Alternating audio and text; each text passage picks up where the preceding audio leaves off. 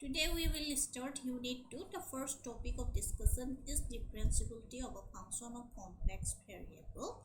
First is definition. Let f(z) be a function of complex variable. Be a function of complex variable z. Complex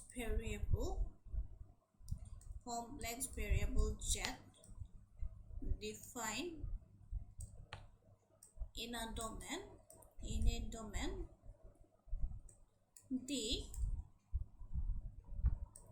then fz is said to be differentiable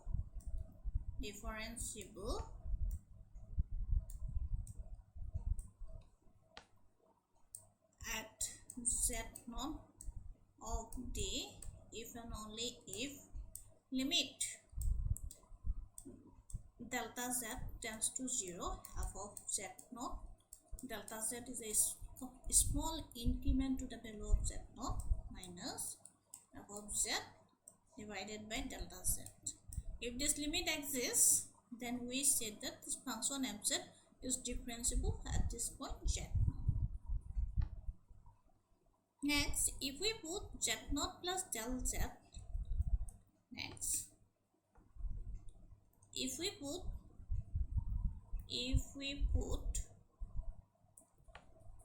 z equal to z0 plus delta z, as delta z tends to 0, we get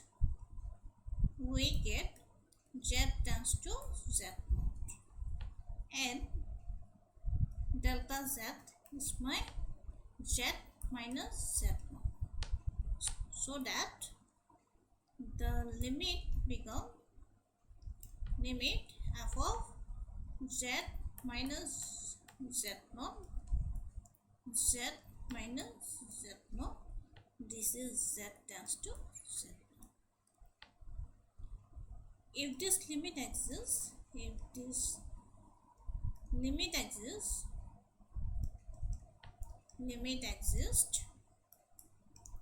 then it is called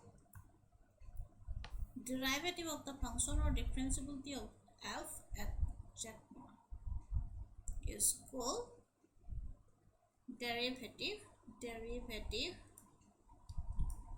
or differentiability of function, differentiability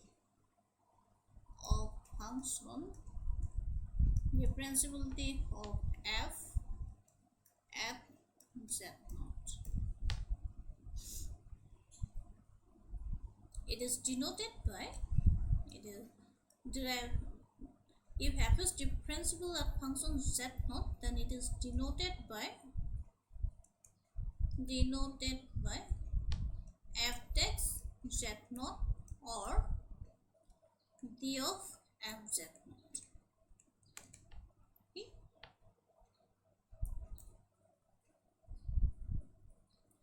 Next is analytic function.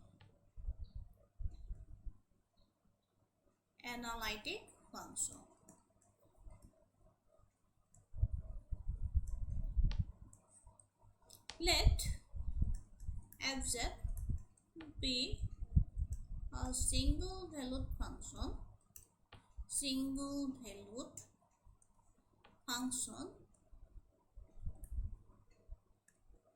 defined in a domain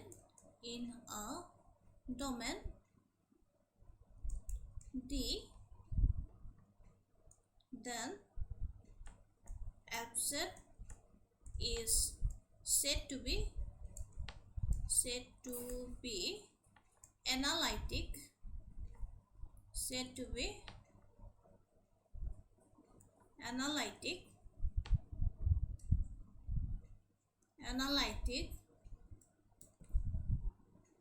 at z0 of D if it is not only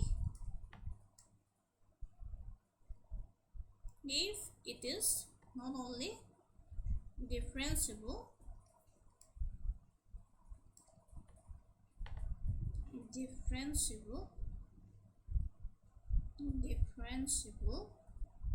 at z0, but it is differentiable at some neighborhood of z, some neighborhood of z.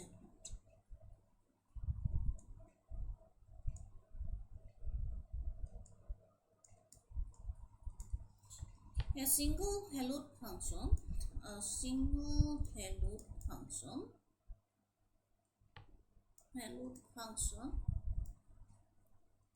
fz defined in a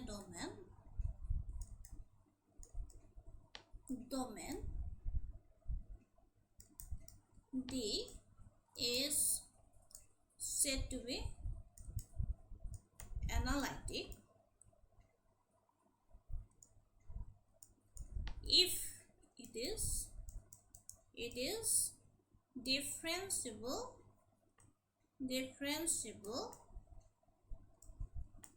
at each point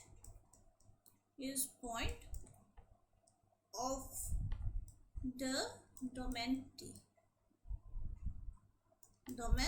D.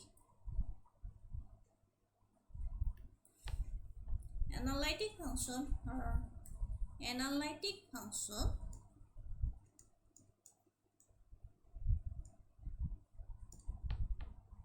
are also known as regular or holomorphic function.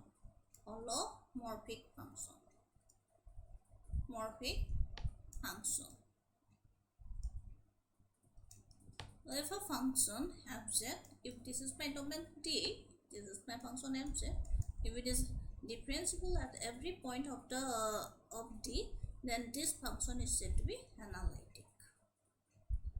The term regular or holomorphic is sometimes used to refer a analytic function. That is, regular and holomorphic are used to refer a analytic function. Next is an example. So that the function fz equal to zn, where n is positive integer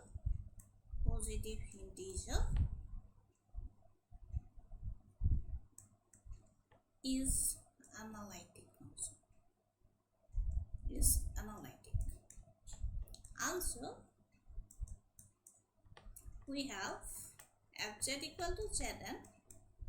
By definition of DFN stand for definition, but do not use this kind of shorthand in your exam. Write definition in full. So by definition of derivability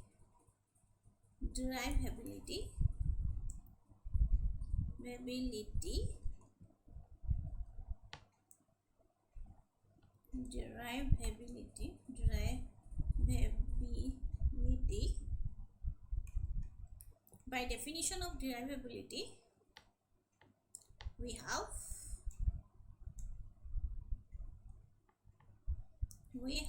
f(z) is equal to limit delta z tends to 0, f of z plus delta z minus f of z divided by delta z.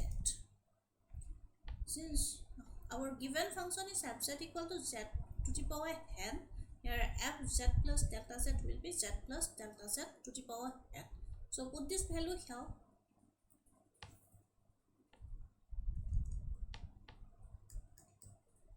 Limit delta z tends to 0, z plus delta z to the power n, z to the power n divided by delta z.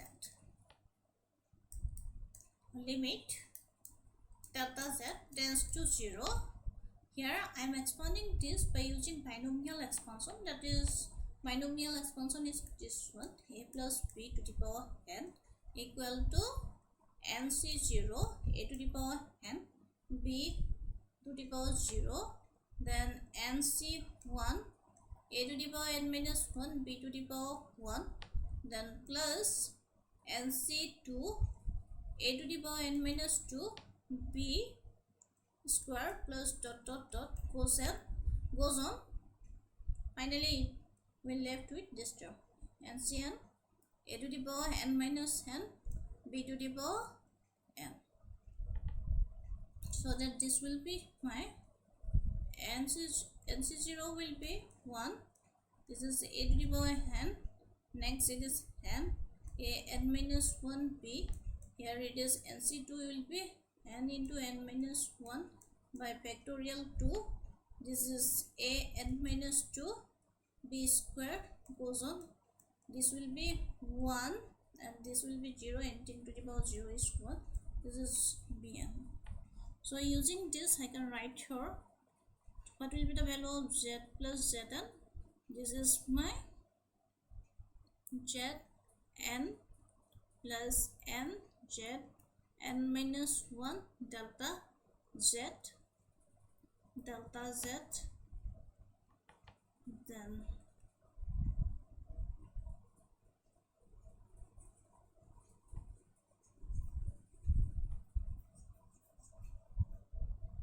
delta z.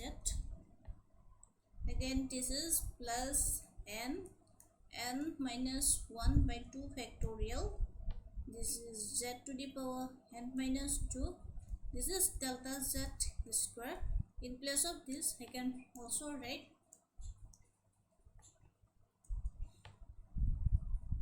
delta to z, as this is a increment small, delta z is a small increment, so I can write this way.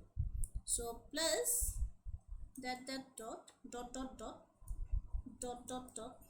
plus finally I will left with this one bn, that is bn will be here delta n z minus zn.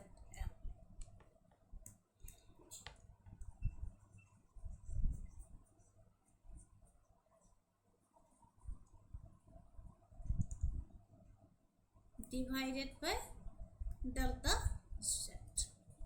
This term cancel with this one. Now I will take del z common from here.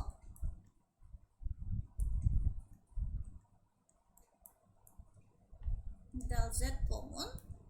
Within bracket I have n z to the power n minus 1, then n minus 1 by 2 factorial z n minus 1 delta z plus dot again dot plus delta n z bracket close divided by, this is the bracket will come only up to the numerator, not in denominator.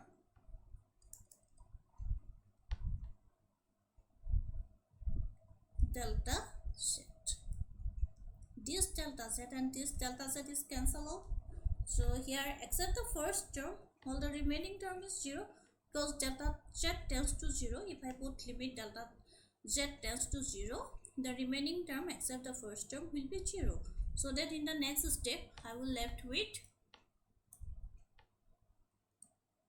n z n to the power minus 1, and this exists for all finite value object, right, which exist for all finite value object. That means the given function fz is analytic function. Hence, fz is an analytic function. Analytic function. Analytic function.